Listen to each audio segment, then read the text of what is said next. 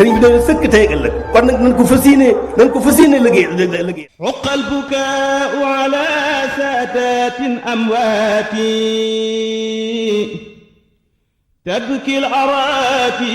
alayhim kas-samaawaati uqa albukaau ala saadatin amwaati tabki al-araati alayhim kas-samaawaat. أعوذ بالله من الشيطان الرجيم بسم الله الرحمن الرحيم الحمد لله رب العالمين والصلاة والسلام على أشرف المرسلين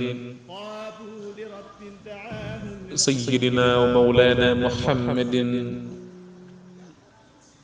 وعلى آله وصحبه وسلم تسليما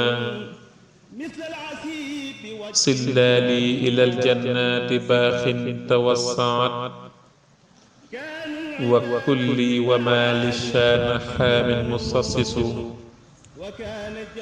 mbokk yi seen yóbbalu bis bi ak seen mbokkum taalibe Cheikh Ndiaye Ganna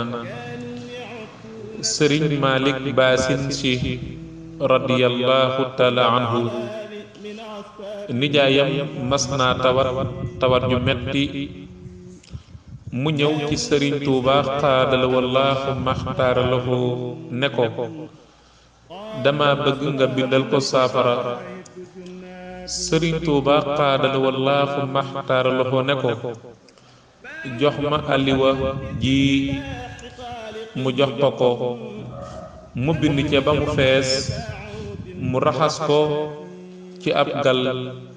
maanaam defukaayu ndox jox ko ne ko boo demee na ko naan te lu mu wax na nga ko diglu te jàpp ko bu baax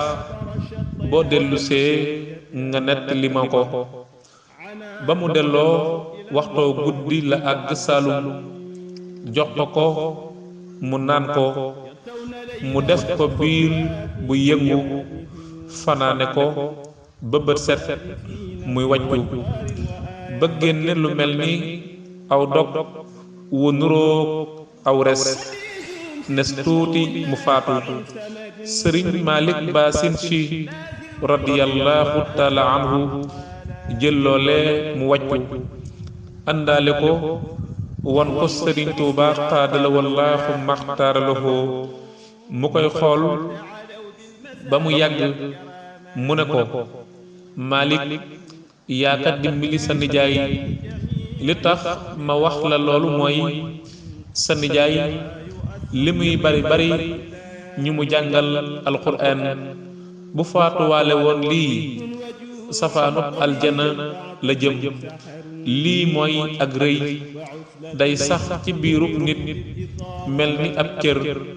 ku ko faatuwaale faw nga dem sawara ndax